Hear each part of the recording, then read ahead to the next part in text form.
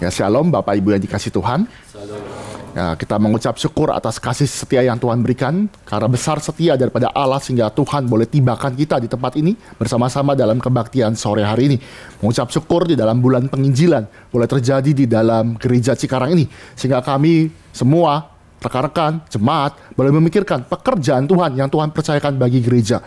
Sharing yang pertama dikatakan dalam minggu ini adalah pengabaran Injil di era Gemim di Minahasa. Gereja Gemim Tuhan percayakan ketika saya boleh melayani jadi humas KKR Patong tahun 2022. Saya menceritakan bahwa ada cerita yang menarik ketika pemimpin daripada sinode yang dulu ketika Pak Tong masih muda. Pak Tong masih muda, dia KKR, begitu banyak orang datang. Bapak Ibu yang pernah hadir di dalam yang namanya Manado, itu ada satu stadion yang penuh sekali. 3 hari, 4 hari, Pak Tong berkhotbah itu begitu membangkitkan. Begitu fenomenal di dalam pengabaran humas di waktu saya melayani di dalam humas di Manado itu. Yang menarik dari cerita itu adalah Pak Tong ketika masih muda didatangi oleh seorang ketua sinode dari Gemim, Pak Albertus Penas. Mungkin Bapak Ibu bisa search saja, itu adalah tokoh penting. Dia berkata ketika Pak Tong lagi berenang, dia panggil, "Stephen, ketika kau sudah makin pergi jauh kemana-mana, ingatlah tanah Minahasa. Ingatlah, jangan lupakan tanah Minahasa." Maka itu panggilan Pak Tong ketika datang ke dalam KKR tahun 2022, dia mendirikan gereja. Kenapa? Karena Minahasa juga harus dikembalikan bagi kemuliaan nama Tuhan. Itulah panggilan kita. Bersyukur ada MRI Manado di tempat di sana, sehingga firman Tuhan masih dibagikan. Kita juga berdoa untuk Gemim yang ada pergumulan yang terjadi. Doakan supaya gereja boleh kembali memuliakan nama Tuhan. Itu sharing saya yang Bapak Ibu bisa dengarkan. Kita akan masuk di dalam pembahasan firman Tuhan. Mari kita buka di dalam satu bagian firman Tuhan, yaitu Kisah Para Rasul. Ayat 1 sampai pasal pertama, ayat 6 sampai kepada 8. Kisah Para Rasul pasal pertama ayat 6 sampai ke 8. Kita akan baca secara bergantian, saya ayat 6, Bapak Ibu ayat ke-7, demikian seterusnya. Kita akan baca sampai ayat 8, lalu satu bagian firman Tuhan juga ada di dalam Kisah Para Rasul bagian terakhir, yaitu pasal 28 ayat 30 dan 31. Saya terlebih dahulu, maka bertanyalah mereka yang berkumpul di situ, "Tuhan, maukah engkau pada masa ini memulihkan kerajaan bagi Israel?" Ayat 7. Jawabnya, "Engkau tidak perlu mengetahui masa dan waktu yang ditetapkan Bapa sendiri menurut kuasanya. Tapi kamu akan menerima kuasa kalau Roh Kudus turun ke atas kamu. Dan kamu akan menjadi saksiku di Yerusalem, dan di seluruh Yudea, dan Samaria, dan sampai ke ujung bumi." Satu bagian firman Tuhan lagi di dalam Kisah Para Rasul. Pasal yang terakhir yaitu pasal 28. Ayat 30 dan 31, saya 30, Bapak Ibu 31. Dan Paulus tinggal 2 tahun penuh di rumah yang disewanya sendiri itu. Ia menerima semua orang yang datang kepadanya. Ayat 31. Dengan terus terang dan tanpa rintangan apa-apa, ia memberitakan kerajaan Allah dan mengajar tentang Tuhan Yesus Kristus. Demikian pembacaan firman Tuhan, mari kita tundukkan kepala, mari kita berdoa. Allah Bapa kami yang bertata dalam kerajaan surga, kiranya Tuhan hadir, menyatakan isi hatimu, terutama kami, anak-anakmu yang Tuhan sudah panggil, sehingga pengabaran firman Tuhan, renungan firman Tuhan, boleh mengubah kami, memampukan kami, dan juga kiranya Allah Roh Kudus juga memampukan kami untuk melakukan segala panggilan kami sebagai selayaknya orang-orang yang sudah percaya. Tuhan berkati hamba-Mu yang terbatas ini untuk menceritakan cinta kasih Tuhan yang luar biasa kepada kami. Dan pimpinlah kami yang mendengarkan firman Tuhan. Berikan konsentrasi, berikan hati, sehingga firman Tuhan ini memampukan kami melakukan segala kehendak-Mu. Di dalam nama Tuhan Yesus, Juru Selamat kami yang hidup, kami sudah berdoa. Amin. Bapak Ibu yang dikasih Tuhan, di dalam Kisah Para Rasul pasal pertama menceritakan bagaimana para murid ini bertanya kepada Yesus. Yesus yang mau naik ke surga. Murid-murid bertanya, "Tuhan, maukah engkau pada masa ini memulihkan kerajaan Israel?" Bapak Ibu, ini ada pertanyaan. Suatu pertanyaan yang eksistensial. Bagaimana Allah itu ditanyakan kepada para muridnya. Bagaimana Allah itu menjawab, tetapi Tuhan tidak perlu menjawab. Dikatakan kamu tidak perlu tahu masa dan waktu yang Tuhan tetapkan, tapi kamu pergi. Kamu akan menerima kuasa dan pergilah kepada segala bangsa. Beritakan firman Tuhan, nyatakan ke seluruh dunia. Bapak Ibu mesti mengerti, mengapa sih kalau dipikir-pikir pertanyaan ini pertanyaan yang sebenarnya Tuhan tidak perlu jawab. Nanti kita akan mendapatkan jawabannya. Tapi saya mesti memberi penjelasan kepada Bapak Ibu. Kenapa kita perlu mengabarkan Injil sampai ke ujung dunia? Sampai ya? Sampai ke ujung dunia. Ngapain? Ngapain kita perlu jauh-jauh mengabarkan firman Tuhan? Mengapa kita harus memberitakan sampai ke seluruh dunia? Sampai segala bangsa mendengarkan firman Tuhan? Dan lebih lagi, sebelum kita tanya, kenapa kita harus mengabarkan Injil sampai ke ujung dunia? Sebelum itu kita mesti menjawab, apa yang harus kita beritakan? Apa yang harus kita beritakan? Apakah Injil? Bapak Ibu mungkin pernah dalam satu kasus ya, saya pernah ya kumpul kelompok-kelompok gitu ya. Iya, ayo di dalam kelas kita bikin diskusi. Diskusi gitu kan biasa diskusi ya, begitu. Nah biasanya kan ada orang yang nggak dengerin. Nah biasanya nggak dengerin itu ditunjuk lah. Udah kamu aja jadi jubir. Bapak Ibu pernah mengalami seperti ini ya, jubir. Teman saya ditunjuk, sudahlah daripada lu gabut, maju sana lu presentasi. Udah, pas maju ke depan dia ngapain? Ya saya sih nggak tahu mau presentasi apa, cuma disuruh aja. Saya sih nggak tahu nih mau ngomong apa. Kalau kalian, Bapak Ibu, mendengar begitu, kecewa gak? Kecewa. Ngapain? Seorang utusan, seorang di dalam konteks pekerjaan, ada orang datang diutus dari yang namanya pekerjaan, datang ke suatu negara. Tapi ketika dia datang di negara itu dan dia berdiri mewakili seorang pekerjaan dia tidak tahu harus ngomong apa. Dia diam, dia bilang, aduh kenapa ya? Ya kebetulan saja saya lewat, kebetulan saja saya hadir di sini. Nggak bisa. Maka orang itu harus mempersiapkan. Kalau Tuhan utus kita mengabarkan firman Tuhan, mengabarkan Injil, maka kita harus mengerti apa Injil itu. Apa yang namanya firman Tuhan yang Tuhan percayakan kepada kita dan percayakan kepada gereja Tuhan. Kamu mesti mengerti, Injil adalah berbicara tentang Yesus yang adalah Allah sejati. Yesus yang adalah Allah sejati datang ke dalam dunia. Inkarnasi sekali dalam sejarah. Pencipta menjejakkan kaki di dalam yang namanya dunia ciptaan. Dia datang, dia hidup sebagaimana manusia hidup. Dan karena ketaatannya, dia mati di atas kayu salib, menggenapkan segala nubuatan yang terjadi. Tapi bukan stop di situ saja. Dia pada hari ketiga, minggu lalu, kita merenungkan yang namanya 2 minggu lalu, Paskah. Dia bangkit dari antara orang mati, memproklamirkan, aku sudah menang. Maut sudah dikalahkan, iblis sudah dikalahkan. Kebangkitan memproklamirkan bahwa kepercayaan kita bukanlah hal yang sia-sia. Kristus sekarang naik ke surga dan duduk di sebelah kanan Allah Bapa. Dan suatu saat nanti dia akan datang kembali. Itulah berita, bagaimana berita Injil, kabar baik kepada kita semua. Center utama adalah bagaimana Allah datang, Yesus itu datang. Dia mati dan bangkit, itu yang harus diberitakan. Inilah Injil yang sejati. Bagaimana dia hadir dalam dunia ini. Dia taat. Karena ketaatan dia mati di atas kayu salib. Menderita. Karena dosa-dosa kita dia mati menggantikan kita. Dan dia bangkit pada hari yang ketiga. Memberikan pengharapan bagi kita semua. Maka Bapak Ibu, kalau ada gereja atau orang lain yang mengabarkan Injil lain, maka celakalah dia. Surat Galatia, surat yang keras. Surat Galatia dituliskan oleh Rasul Paulus kepada jemaat di Galatia. Tidak ada salam. Lihat ya, nggak ada salam. Tapi langsung celakalah kamu. Langsung ya, langsung dihardik. Langsung dikatakan, celakalah kamu. Dan dia beritakan, jika ada malaikat pun, malaikat memberitakan Injil lain, terkutuklah dia. Artinya ini jelas sekali, berita Injil tidak boleh dikompromikan. Berita Injil bagaimana Kristus yang datang menyelamatkan kita, dia mati di atas kayu salib, adalah berita yang harus diberitakan. Inilah inti utama bagaimana pengabaran Injil harus dibicarakan. Bapak Ibu yang dikasih Tuhan, saya sering sekali memberikan ilustrasi, gereja harus memberitakan kabar baik, memberitakan Injil yang sejati. Tapi ada gereja juga yang menggeser, mengkompromikan berita ini. Saya memberikan ilustrasi, Bapak Ibu kalau pergi ke suatu makanan Padang ya, restoran Padang. Ini restoran Padang kalau itu sinarnya, reklamanya bagus, tempatnya bagus, indah banget. Tuh dari jauh tuh kerlap-kelip kelihatan banget, kita pengen makan di sana. Wah, langsung ngiler ya. Jangan siap-siap ke nasi Padang ya. Karena makan di situ, bahkan dikatakan itu ada artis datang. Pasti kan, wah sudah nih, lumayan nih. Pas lagi dia ada live musik, asik.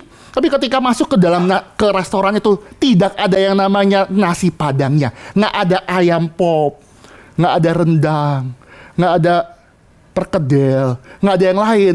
Terus adanya apa? Ya kami cuma bangku, ya tisu adalah, sendok, garpu. Kita akan bertanya, ini restoran apa? Restoran Padang? Enggak, ini restoran Padang kok. Mana makanannya? Kita nggak ada makanan. Kita cuma ada, ya Bapak Ibu lihat ya, ada reklama masih Padang sih, makanan Padang. Ini ada artis juga. Bapak Ibu akan emosi, betul ya? Emosi kan? Langsung review bintang berapa ya? Bintang satu kali ya. Ini apaan? Penipuan, scam. Tapi kalau itu terjadi, Bapak Ibu bayangkan, kalau itu terjadi dalam gereja dan tidak ada Kristus, apa respon Bapak Ibu? Oh, enak ya, nggak usah ngomongin dosa, nggak usah ngomongin Yesus mati karena dosa-dosa kita. Yesus menggantikan kita. Oh, enak, enjoy, ada artis, tempat duduknya nyaman, gerejanya megah. Tapi ketika Kristus tidak diberitakan, maka itu bukanlah gereja, maka itu bukanlah Injil sejati. Maka sekali lagi, ini panggilan bagi kita. Kalau kita mau berbicara, kabarkanlah kabar baik ke seluruh dunia. Kabar baik itu harus benar. Isinya harus benar, beritanya harus benar. Tidak bisa kita gantikan, oh ya sudah gereja, yang penting kita berbuat baik. Ada social gospel, bakti sosial. Oh yuk kita bikin kumpul-kumpul biar mereka dapat makanan. Bakti sosial, pelayanan diakonia, betul. Pelayanan diakonia itu perlu juga. Tapi kalau diakonia tanpa pemberitaan, tanpa ada martiria, martir itu kesaksian, itu menjadi gereja yang tidak sehat. Panggilan gereja adalah memberitakan kebenaran firman Tuhan. Dan Kristus itu datang juga memberitakan bagaimana kabar baik. Yesus di dalam pelayanannya selama inkarnasi, dia selalu berkata, inilah kerajaan surga. Inilah kerajaan surga, demikianlah kerajaan surga, seumpama seperti ini, seumpama seperti ini. Ini membicarakan bahwa Yesus memberitakan, memproklam bahwa ada kerajaan surga. Suatu hal yang indah sekali. Dan Kristus bukan omong doang. Dia bukan motivator, semangat ya kamu lewati namanya maut. Enggak. Kristus itu datang bahkan melawan maut dan mengalahkan. Dia bukan cuma omong doang. Ada istilah tong kosong, nyaring bunyinya, sering dengar ya. Ada yang rencana bla bla bla bla bla bla bla bla. Tas pas eksekusi, ya ilah, cuma ngomong doang, mendingan nggak usah datang rapat. Ngapain?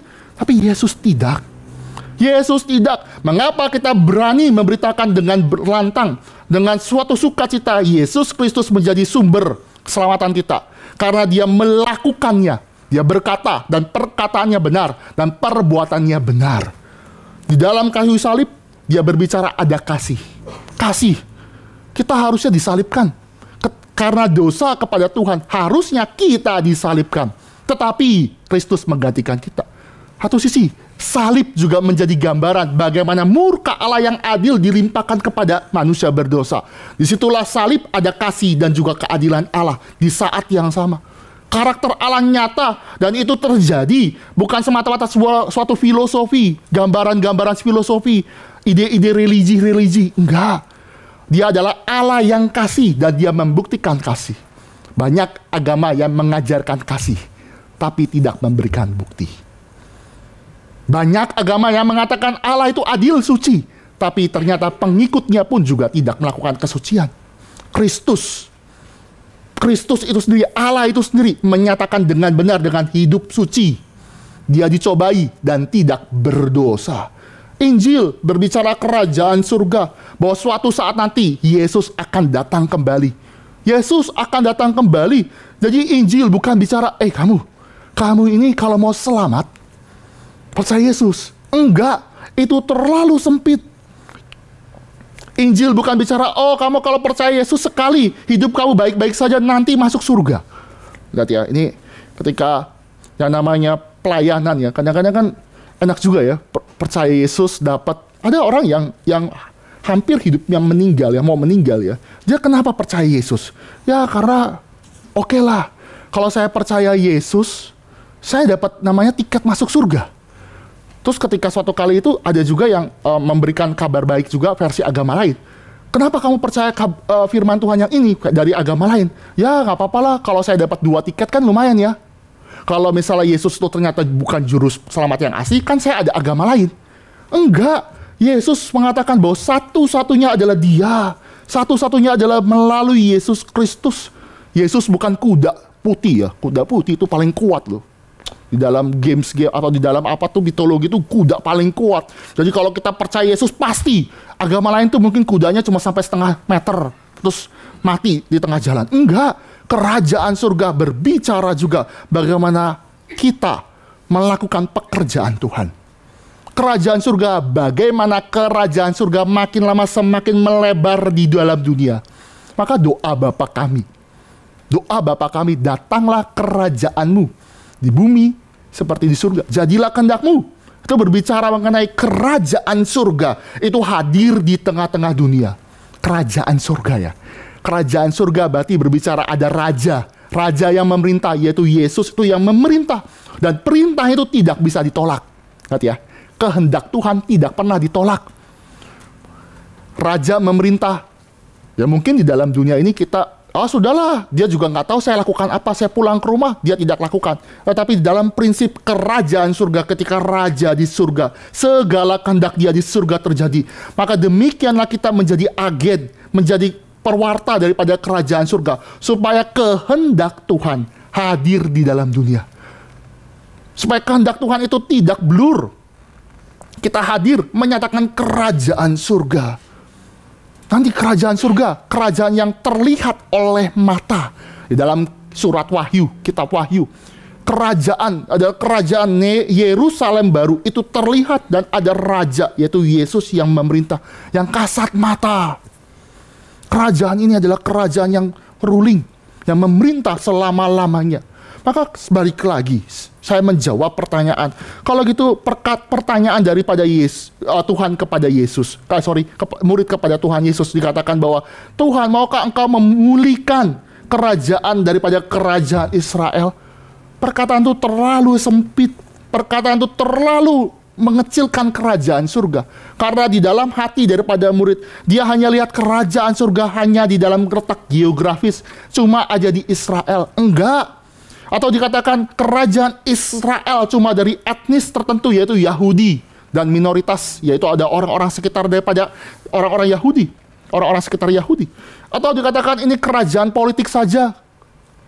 Tapi kerajaan surga lebih besar daripada yang namanya apa yang dipikirkan murid-murid.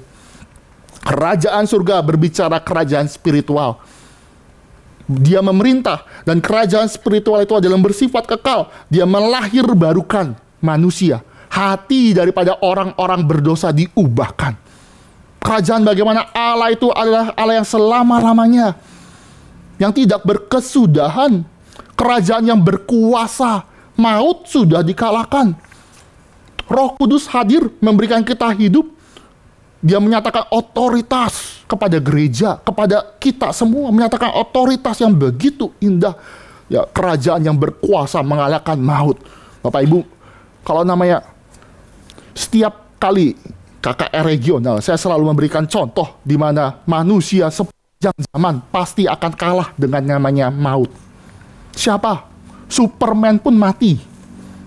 Siapapun, semua orang superhero, orang yang powerful, yang dulunya muda, hebat, yang masa hidupnya begitu cemerlang, suatu saat nanti akan mengalami kematian, maut. Dan kita pun juga sadar demikian.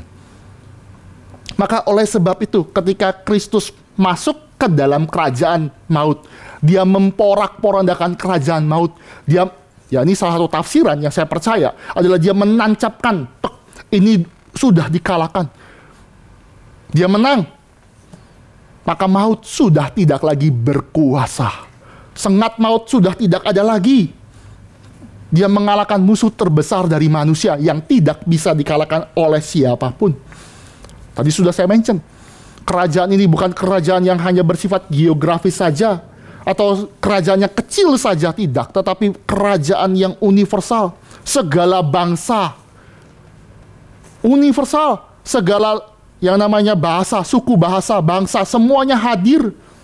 Bapak Ibu ya, kalau pikir-pikir ya, Bapak Ibu tahu ya, namanya Bapak Abraham. Abraham itu, arti nama Abraham itu apa? Bapak segala bangsa ya. Bahkan di lagu sekolah minggu tuh, Bapak Abraham mempunyai. Nah itu kan panjang banget tuh, anak-anak seneng tuh. Tapi kalau kita nyanyiin orang dewasa capek. Banyak sekali, 1, 2, 3. Banyak sekali. Tapi kalau pikir-pikir ya, ketika ada misalkan ya ada Bapak Abraham datang ke sini. Bapak Abraham, ya namanya siapa? Bapak Abraham. Oke, Abraham. Ketika kita tanya dia, oh Bapak segala bangsa ya. Oh berarti bangsanya udah berapa? Zaman itu, zaman Abraham masih hidup, anaknya cuma 1. Oh ironi loh. Lihat ya, bapak-bapak dikatakan datang ke gereja, dia perkenalkan namanya Bapak Abraham. Kita tahu arti Abraham itu Bapak segala bangsa. Kita tanya, kamu sudah punya anak berapa? Cuma 1. Mana bisa? Itu kan ironi. Maka di dalam Kristus ya, Kristus bawa kerajaan, bawa berkat Abraham, bahwa nanti akan ada keturunan yang banyak, begitu banyak. Itu berbicara tentang kerajaan surga, berbicara nanti segala bangsa akan bersama-sama di dalam kerajaan surga, duduk semeja dengan Kristus. Indah. Kerajaan ini adalah kerajaan yang benar, yang kekal. Kekal. Tuh, waktu saya SMP SMA ada Sunda Empire. Bapak Ibu tahu ya. Kerajaan sebentar, keren banget, ada jenderal-jenderal. Tapi habis itu sudah, lewat. Sudah, nggak ada ceritanya lagi. Kerajaan yang kita percaya adalah kerajaan yang kekal. Kerajaan kebenaran. Kerajaan yang menyatakan benar, bukan berisi yang namanya hoax. Ini ada yang namanya kerajaan kebenaran. Kebenaran Tuhan adalah berita pengampunan. Iblis itu pintar. Iblis itu pintar. Kalau kita melakukan segala banyak dosa, dosa kecil, dosa besar, atau dosa yang sangat-sangat besar, iblis itu bikin hoax. Sudah, kamu jangan datang ke gereja lagi.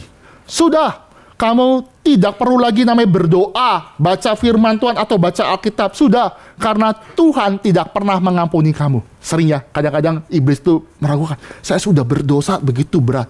Masa sih Tuhan ampuni? Iblis selalu mendakwa, menunduh kita. Kamu nggak mungkin diselamatkan. Kamu bukan umat pilihan. Kamu terus melakukan dosa. Tapi kerajaan surga, kerajaan yang dinyatakan oleh Yesus Kristus adalah kerajaan kebenaran. Dia menyatakan kebenaran, ada pengampunan. Ada pengampunan bagi orang-orang berdosa. Berita salib memberitakan berita, ada pengampunan bagi setiap orang yang percaya kepadanya. Inilah kerajaan surga, dan kerajaan ini diberikan kepada kita. Kerajaan ini diberikan supaya kita memperbesar kerajaan ini di dalam dunia itu. Gereja hadir.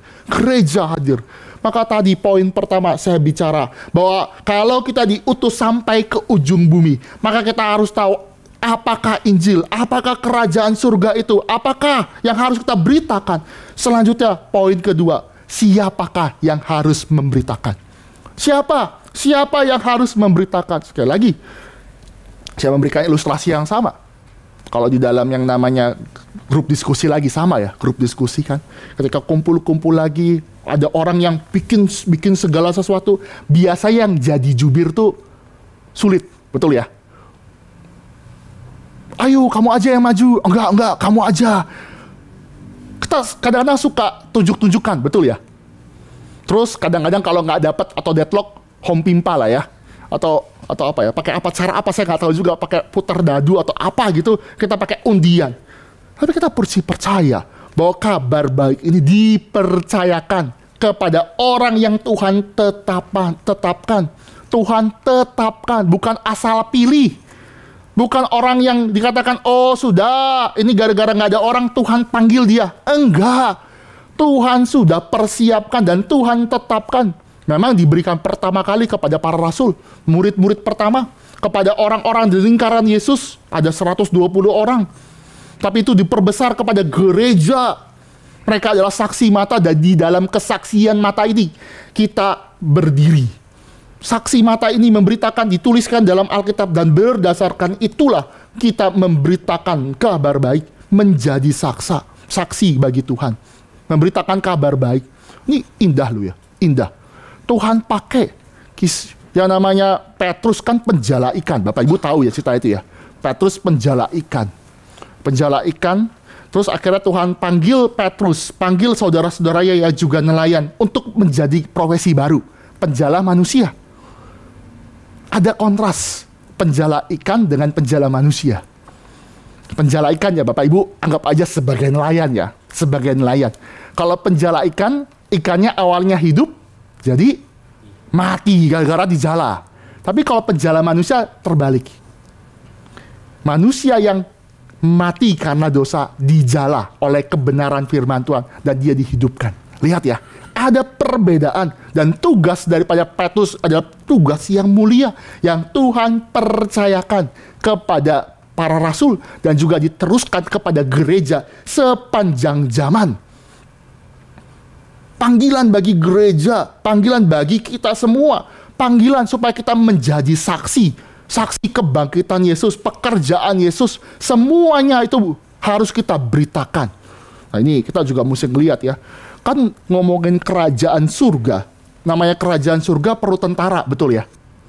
Kerajaan kan perlu tentara ya, Tuhan nggak panggil kita jadi tentara, kan keren ya, tentara bintang 1, bintang 2, bintang 3, atau bintang berapa kita nggak tahu, enggak. Para rasul aja, para rasul 12, ya di dalam konteks ini 11 masih 10 murid ya. Karena 11 murid, Yudas sudah meninggalkan. Tetapi dikatakan bahwa para rasul yang dekat dengan Tuhan, dikatakan mereka bukan jadi panglima, bukan duduk di sebelah kiri kanan, enggak. Tapi dikatakan kamu harus menjadi saksi. Saksi. Artinya, ini memberitakan bahwa tugas kita hanya memproklamirkan, menjadikan misi pendamaian bagi dunia. Tentara di dalam konteks perang. Tentara di dalam konteks peperangan. Tuhan tidak panggil kita di dalam peperangan secara fisik, tetapi peperangan untuk melawan tipu muslihat daripada si iblis. Tugas daripada hamba Tuhan. Tugas daripada kita semua. Yaitu menjadi misi pendamaian antara Allah dan manusia. Allah dan manusia. Siapa sih yang bisa menang lawan Tuhan? Nggak ada. Siapa sih yang bisa mengalahkan Tuhan? Tidak. Iblis aja ketemu Tuhan gemetar. Iblis aja. Ketika Yesus hadir, ada orang yang kerasukan di Gerasa. Dirasukin oleh banyak sekali, dikatakan itu legion. Karena begitu banyaknya. Ketemu Tuhan Yesus, dia berlutut. Sekarang, kalau setan aja yang lebih maha kuasa, ya lebih ya saya katakan, lebih powerful dari kita aja berlutut melihat Yesus. Sekarang kita yang gimana ya? Yang rapuh.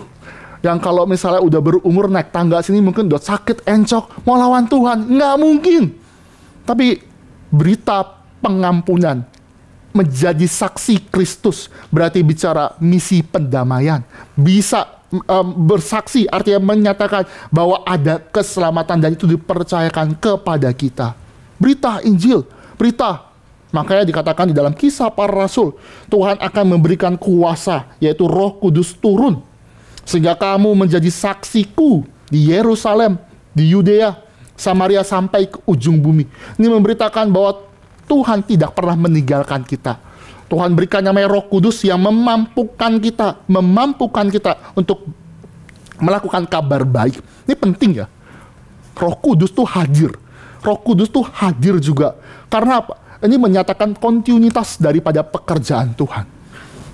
Allah ini adalah Allah yang kekal, yang nggak ganti-ganti. Allah yang nggak ganti agenda. Sama, dia pakai manusia. Tapi dia tahu bahwa manusia begitu rapuh sehingga Tuhan berikan roh penghibur, roh yang dikatakan roh terang itu, roh kebenaran untuk kita dimampukan untuk memberitakan kebenaran firman Tuhan. Ini Roh Kudus, pekerjaan yang Tuhan percayakan. Ini adalah pekerjaan yang kepada gereja, sehingga kita bisa menceritakan perbuatan Kristus di dalam dunia. Kehendak Tuhan yang terjadi, segala perkataan-perkataan terjadi. Dan ini yang membedakan dari agama yang lain ya. Iman kita bisa diuji oleh historis. Kehadiran Yesus Kristus di dalam dunia itu bukan hayalan. Bapak Ibu pernah ketemu batunya Maling Kundang nggak? Pernah nggak? Saya sih nggak pernah tahu ya. Kita cuma lihat misalkan cita-cita yang dibangun karena lihat sesuatu. Oh ini nih mirip Maling Kundang. Tapi kan Maling Kundang bisa banyak-banyak. Itu cuma cita hayalan. Cerita, oh ya sudah, supaya kamu jangan lawan orang tua. Atau cerita apa lagi ya? Cerita Roro Jonggrang kan mungkin ada kali gunung jadi gitu. Tapi kan kita nggak bisa membuktikan. Itu terjadi karena hayalan-hayalan. Atau dulu saya kecil tuh suka nonton Kerasakti ya. Bapak Ibu tahu ya Kerasakti? Monkey King itu emang kan ada siluman-siluman. Itu kan cuma cerita rakyat. Kita nggak pernah ketemu. Kita nggak pernah tahu. Tapi itu adalah suatu cerita hayalan. Dan memang ada pesan moral yang terjadi. Tapi berbeda sekali lagi. Iman kita bisa diuji oleh historis. Iman kita, ketika kita berkata kita menjadi saksi, maka kita pun bisa memberikan bukti secara historis. Bahwa Yesus benar ada. Bahwa Yesus dikatakan dia tidak pernah ada lagi di dalam kuburnya. Kuburnya kosong. Lihat, teruji. Kebangkitan Kristus itu bisa diuji. Kebangkitan Kristus adalah kejadian yang nyata. Dan karena kejadian ini terjadi, Kristus itu hidup dan memberikan Roh Kudus, maka pekerjaan itu dilanjutkan bagi gereja. Dibagikan kepada gereja.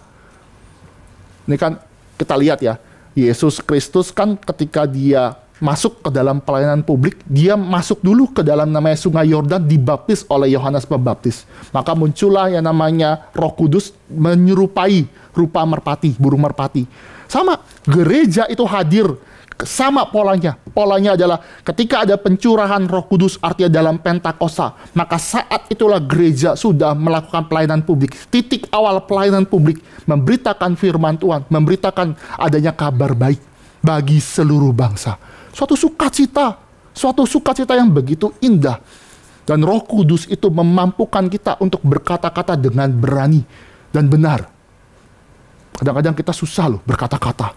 Tapi ketika ada yang namanya roh kebenaran, roh yang memampukan kita berkata-kata benar, itu adalah pekerjaan Roh Kudus. Kadang-kadang kita sulit berkata-kata. Kita mungkin lebih banyak membual. Tapi ketika berbicara firman Tuhan dan Tuhan anugerahkan, maka sekali lagi, kita akan berani berkata-kata dan perkataan itu adalah benar. Karena pekerjaan Allah Roh Kudus yang memampukan. Gereja hadir, tidak ada orang yang bertalenta. Petrus tidak bertalenta. Petrus tidak punya yang namanya kemampuan kefasihan yang hebat. Yohanes juga demikian. Tapi gereja hadir sampai sekarang. Gereja tetap ada bahkan sampai ke Cikarang. Karena pekerjaan Tuhan, Roh Kudus yang memampukan. Kebaktian 1 dan 2 Pendeta Henry Ongko itu berbicara ke satu hal yang sangat indah. Gereja, pengabaran Injil tetap ada karena ada pekerjaan Roh Kudus. Karena Roh Kudus hadir, maka segereja tetap ada. Kalau saya pikir-pikir ya, tadi juga ilustrasi ya, ada mahakarya yang indah sekali, Rembrandt atau Da Vinci. Terus kita ketemu yang namanya lukisan painting yang begitu indah, tapi belum jadi. Jadi ada ditemukan suatu painting, suatu lukisan yang asli, buatan dari seorang tokoh terbesar, taruhlah Da Vinci. Ketika itu terjadi apa? Karena itu belum finish, nggak mungkin kan? Atau nggak mungkin kan saya lanjutkan kan? Ini ada karya yang baru ditemukan, setengah jadi. Terus, udahlah, karena setengah jadi tanggung, saya kerjakan selanjutnya. Bapak Ibu mendingan tahan saya dulu, Pak, tolong Pak, pikirkan ulang. Itu karya seni setengah jadi lebih bernilai. Kalau tanpa coretan bapak saya gitu ya, saya atau siapapun itu udah bernilai. Mendingan nggak usah lakukan. Tapi kalau misalkan saya tiba-tiba coret dan coretan itu salah, itu nilainya hancur. Kristus itu jauh lebih bernilai, jauh lebih powerful dari kita. Tapi dia percayakan kepada kita yang tidak layak, yang nggak punya talenta, tapi Tuhan perlengkapi oleh Roh Kudus, yang nggak punya kemampuan secara uang finansial, mereka semua miskin. Cuma pemungut cukai ya kaya lah, tapi kan cuma sedikit, dia tidak bisa bangun gereja, sulit. Tapi karena pekerjaan Roh Kudus, Bapak Ibu kalau misalkan kerja kelompok cari yang pintar dan rajin ya, puji Tuhan ya. Bapak Ibu pernah ya kerja kelompok ya, waktu SMP, SMA. Itu kan kalau kerja kelompok cari yang paling pintar lah ya. Kalau paling pintar dan rajin kan puji Tuhan. Jadi kita ya bisa senggang sedikit lah ya. Kalau cari yang orang-orang yang malas-malas kan berat ya. Pernah satu kali ya cari kelompok itu pilih sendiri. Kalau pilih sendiri kan tergantung seberapa karismanya kita, seberapa hebatnya negosiasi kita kan juga ada ya. Kalau ada orang-orang yang pintar-pintar pasti punya geng sendiri, betul ya? Nggak mungkin, nggak masuk kita. Kalau saya nggak masuk, saya cuma moderate doang. Jadi kan saya mesti bersinergi dengan teman saya yang rajin. Intinya waktu itu ya, kalau kalah cepat itu adalah muncul kaum sisa. You know lah kaum sisa itu apa? Kaum yang mana ya? Yang udah malas so tahu. Kalau malas doang ya sudahlah gue kerjain. Kalau so tahu kan berat ya. Nah itu terjadi. Tapi Allah kita itu panggil Petrus yang so tahu juga. Tuhan, sekali-kali pun kamu gak akan mati. So tahu kan dia. So tahu, Yesus, Guru, sekali-kali kamu gak akan disalibkan. Kan dia dihardik, nyala kau iblis. Terus orang yang so tahu juga Petrus. Sekali-sekali saya tidak akan menyangkal, saya akan ikut. So tahu. Akhirnya Tuhan kasih tahu kamu, nanti sebelum ayam berkokok 3 kali kamu akan sangkal. Yudas apalagi, aduh, ini betrayer ngapain? Semua gereja sepanjang zaman tidak menggunakan modal, tidak menggunakan orang-orang bertalenta, tetapi Tuhan pakai oleh karena kuasa daripada Roh Kudus. Maka ini panggilan kita juga. Oh jangan berkata, oh Pak Peter, Pak Jeko, Pak Tama itu kan hamba Tuhan, wajar punya talenta. Saya tuh nggak bisa, saya ngomong aja gemeteran. Enggak, minta sama Tuhan. Minta supaya Tuhan mampukan kita berkata-kata dengan benar. Minta supaya ada waktu, kesempatan di mana mengabarkan kepada sesama kita. Panggilan mengabarkan firman Tuhan bukanlah panggilan hanya ke segelintir orang, tetapi gereja berarti orang-orang yang mengaku percaya. Bagian terakhir, maka saya harus menjawab. Kalau kita tahu yang namanya itu Injil harus diberitakan, apa yang harus kita beritakan, dan siapa yang harus kita beritakan. Dan kita harus tahu mengapa kita harus beritakan sampai ke ujung dunia. Karena ini adalah berita sukacita, kebangkitan, sekali lagi. Kebangkitan, maut sudah dikalahkan, sukacita. Kalau ada orang yang ketemuin kanker dan akhirnya punya obatnya, itu sukacita gak? Sukacita lah ya. Penggemar makan babi, takut jantungnya tiba-tiba kanker atau gimana gitu kan, makan terus bisa jadi sukacita. Maka itu harus diberitakan, harus dikasih tahu kepada orang-orang yang mungkin lagi kanker, lagi yang namanya kondisi stadium akhir, ada sukacita. Maka sama, berita sampai ke ujung dunia adalah berita pengharapan di tengah-tengah dunia yang tidak ada pengharapan. Dunia tidak ada pengharapan. Dunia mengira, saya bisa selamat, tetapi menuju ke dalam yang namanya kematian. Tapi sukacita, Kristus menjamin bahwa ada keselamatan. Bapak Ibu, kalau misalkan contoh lah yang paling simpel, yang sempit yang saya katakan, percaya Yesus akan masuk surga. Datang, percaya, kita akan menuju ke dalam surga. Kita harus tahu bahwa Kristus itu berasal dari surga. Maka dia tahu jalan menuju surga. Dia tahu jalan ke surga. Bapak Ibu, kalau saya orang sini ya, karena saya udah lama di Cikarang ya. Bapak Ibu mungkin kalau ke suatu tempat ke daerah Bandung ya. Bandung tuh jalanannya tuh terlalu satu arah ya. Muter-muter, pernah ke Bandung ya. Muter-muter kan susah ya. Kalau Bapak Ibu pasti harusnya lebih percaya kepada orang yang asal Bandung ya, yang tinggal besar di Bandung dibandingkan saya ya. Betul kan? Karena kan orang Bandung tinggal di situ, dia tahu ada trik-triknya, ada jalan-jalan yang bisa dilalui, ada yang tidak boleh dilalui. Dan kalau kelewatan bisa putar jauh, dia tahu. Maka harusnya secara logika manusia, kalau kita mau pergi ke Bandung, tanyanya kepada orang yang tinggal di Bandung. Jangan tanya saya. Jangan tanya orang yang nggak pernah ke Bandung. Jangan tanya orang yang masih menghayal-hayal Bandung itu apa. Sama. Kalau Kristus berasal dari surga dan dia tahu jalan menuju surga, menuju keselamatan kepada hidup yang kekal, maka kita harus percaya kepada dia. Jadi kalau ada orang tiba-tiba berkata, saya tahu lu hidup kekal, jangan percaya. Dia aja nggak pernah mati dan bangkit. Ngapain kita percaya kepada sesuatu yang belum terbukti? Ini print dan masuk ke dalam bagiannya itu mengapa kita beritakan ke ujung dunia, karena berita sukacita, ada kebangkitan, ada kuasa maut yang dikalahkan, dan ini juga ada perintah Tuhan. Tuhan perintahkan. Kalau Tuhan perintahkan, maka kita harus lakukan. Kita dengan sukacita kita melakukan. Nih, suatu kali ada kapal ya, ini ilustrasi saja, ada kapal perang. Kapal perang tuh datang. Kan biasa kalau misalnya kapal perang di lautan itu tiba-tiba ada satu frekuensi yang datang, dia lihat tuh di arah itu ada suatu center, ada suatu sinar yang terlihat gitu ya. Terus akhirnya kapal perang itu berkata, "Hei kamu, segerakan pindahkan haluan 20 derajat, kalau nggak kita tabrakan." Oh, tapi orang yang di seberang sana tuh, yang di ini berkata, "Tidak, kamu yang pindah." Wah, kan emosi ya. Kapal perang disuruh pindah-pindah, belum pernah dinuklir kali ya. Akhirnya bilang, "Kamu tahu gak, saya bisa bom kamu, segera kamu pindahkan." Tapi yang orang balas itu, "Kamu gak bisa, kamu harus pindah." Kenapa? Karena saya menara pengawas, mercusuar.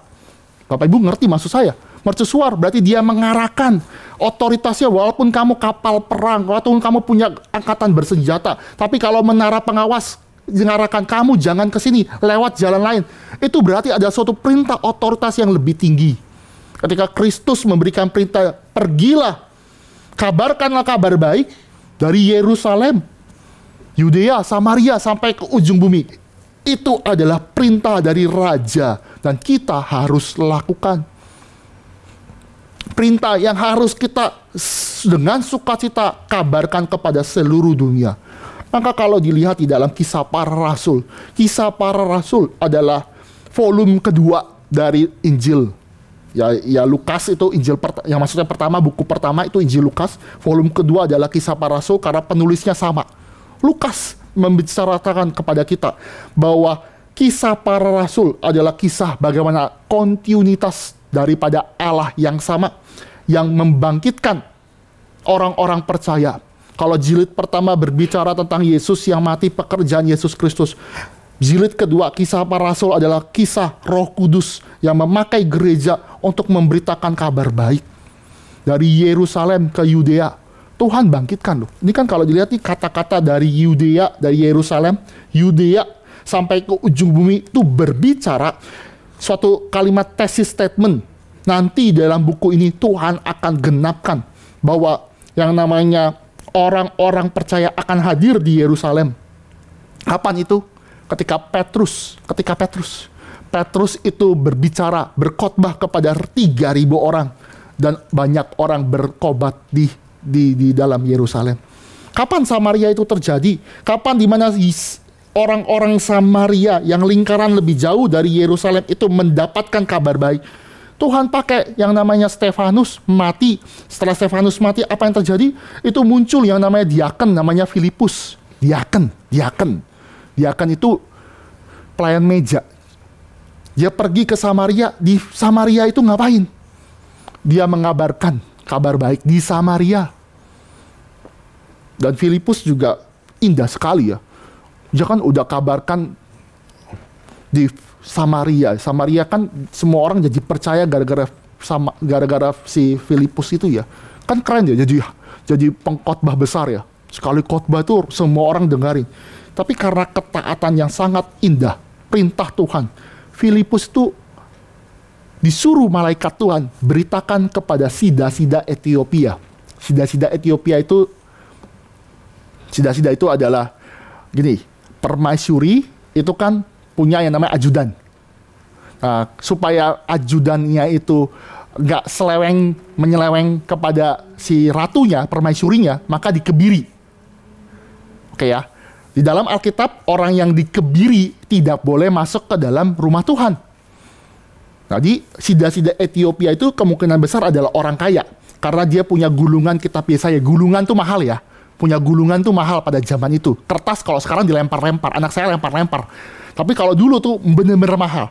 Maka sida-sida itu, dia kaya. Tapi dia nggak bisa masuk ke dalam rumah Tuhan. Cuma di pelataran. Maka dia pulang. Dia bingung. Dia coba baca dari gulungan kitab Yesaya. Dia pulang ke situ. Dan di saat itulah Filipus, pengkhotbah besar dari Samaria. Pengkhotbah hebat. Baca Stephen Tong ya, nginjilin ke satu orang yang di tanah kosong, tanah Gaza yang nggak ada orang.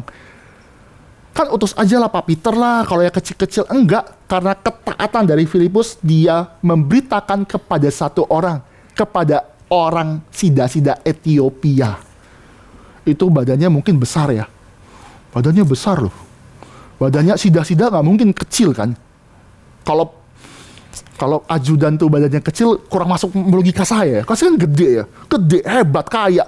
Itu kan Filipus tuh berbicara kepada orang sida-sida di Ethiopia. Berarti melewati jembatan perbedaan bahasa, budaya, semuanya. Demi memberitakan satu orang sida-sida di Ethiopia. Dan oleh karena kebenaran firman Tuhan, maka sida-sida itu akhirnya bertobat. Kembali kepada Tuhan. Lihat ya, Tuhan pakai di Yerusalem, di Samaria Tuhan pakai orang yang diaken Filipus, diaken, cuma diaken. Harusnya rasul kan lebih keren, tapi Tuhan pakai diaken. Dan nantinya di ujung bumi, di ujung diwakili di dalam yang namanya kerajaan Roma sampai ke Roma, Tuhan pakai teroris, seru teroris, namanya Paulus. Tuhan pakai teroris, serem tuh. Ada teroris di gereja kita, berani duduk sebelahnya. Minta tukeran nomor, susah ya. Nih, kalau pengembalaan, boleh minta nomornya. Pasti kalau orang biasa ya sudah ya. Tapi kalau orang kita tahu tuh mantan pembunuh dan juga teroris, lu aja. Paling ujung-ujungnya hamba Tuhan yang suruh tanya. Biar kalau ada apa-apa hamba Tuhan dulu yang kena martir. Ya kita berharap nggak begitu ya. Tapi ini Paulus tuh datang. Dia datang ke Yerusalem, dia hadir dan akhirnya diutus memberitakan kabar baik ke dalam kerajaan Romawi. Ke ujung bumi. Dalam peta Alkitab memang paling jauh adalah Romawi, Spanyol. Tapi pekabaran Injil tidak stop sampai di Romawi. Karena dalam Kisah Para Rasul, pasal 28 yang kita sudah baca di bagian terakhir, itu seharusnya ada volume ketiga. Harusnya, tapi tidak terjadi. Kemungkinan sudah meninggal duluan Paulus. Tapi Injil tidak stop di namanya Roma. Dia sampai kepada segala bangsa, kepada kita, kepada suku Batak, suku Chinese, suku Manado. Diberitakan kepada segala bangsa. Kenapa? Karena firman Tuhan. Karena Tuhan memimpin melalui melalui yang namanya Roh Kudus. Itu terjadi. Dan indah loh. Tuhan memang pakai orang-orang yang hebat. Petrus, Stefanus sudah mati, tapi gara-gara kematiannya menghadirkan Paulus dan juga ada Filipus. Tuhan pakai orang-orang yang hebat, yang powerful. Tapi Tuhan pakai orang yang kecil-kecil. Surat Roma itu surat yang paling bagus ya. Itu karya paling hebat dari yang namanya Paulus, surat Roma. Itu begitu indah. Tapi Bapak Ibu tahu gak? Yang mendirikan gereja Roma itu bukan Paulus.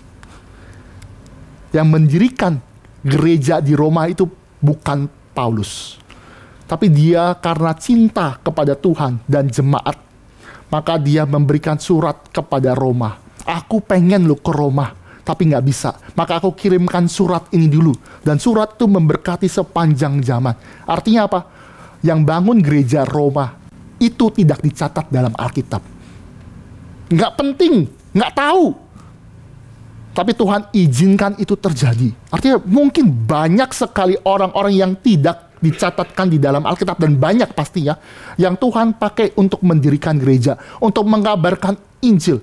Tadi Vikaris Jeko, ada yang namanya Priscilla Intan, banyak orang nggak tahu. Mungkin 100 tahun kemudian siapa dia? Nggak dicatat dalam namanya sejarah. Jangan nggak dicatat, Pak Yusuf tidak dicatat, saya mungkin tidak dicatat. Tapi kita dicatat bukan di dalam kerajaan manusia. Kita dicatat dalam kerajaan surga. Bahwa kita boleh berbagian dan dilayakkan mengabarkan kabar baik ke dalam yang namanya orang-orang, kepada orang-orang yang tidak berpengharapan. Itu kabar baik. Gereja di Roma, Tuhan tidak catatkan siapa penulis daripada tidak mencatatkan siapa pendiri daripada gereja Roma. Padahal penting loh, penting. Banyak gereja-gereja yang Tuhan tidak catatkan, tiba-tiba muncul. Gereja di Antioquia, gereja-gereja yang ada. Memang Paulus mendirikan Efesus. Kolose didirikan oleh Paulus. Tapi itu ada orang-orang yang berbagian, yang akhirnya Tuhan pakai untuk mengabarkan kebenaran firman Tuhan. Kiranya ini menjadi kekuatan bagi kita, memampukan kita untuk sama-sama mengerjakan perluasan kerajaan surga ini. Mari kita tundukkan kepala, mari kita berdoa. Allah Bapa kami yang bertata dalam kerajaan surga, kami mengucap syukur sekali lagi karena Tuhan berbelas kasihan kepada kami, sehingga Tuhan boleh pimpin kami untuk beribadah. Tuhan juga pimpin kami untuk mendengarkan firman Tuhan. Tapi kiranya Tuhan pimpin kami untuk kami berani mengabarkan kebenaran firman Tuhan. Tuhan pimpin kami untuk bisa belajar lebih lanjut lagi bagaimana Injil boleh diberitakan. Tuhan pakai kami, layakkanlah kami walaupun kami rapuh, walaupun kami tidak layak, walaupun kami adalah orang-orang yang mungkin adalah termarginalkan. Tapi karena pertolongan daripada Allah Roh Kudus, kiranya Tuhan mampukan. Ini seru doa kami. Tuhan pakai kami untuk bisa memberitakan, dan Tuhan persiapkan kami untuk memberitakan sampai ke ujung bumi. Hamba-Mu sudah berhenti berbicara, tapi kiranya Allah Roh Kudus yang tinggal diam di dalam hati kami masing-masing boleh terus berbicara, menguatkan, dan memimpin kami di dalam bulan misi ini, sehingga kami menjadi saksi bagi kebangkitan Kristus itu sendiri. Di dalam nama Tuhan Yesus, kami berdoa dan kami sungguh mengucap syukur. Amin.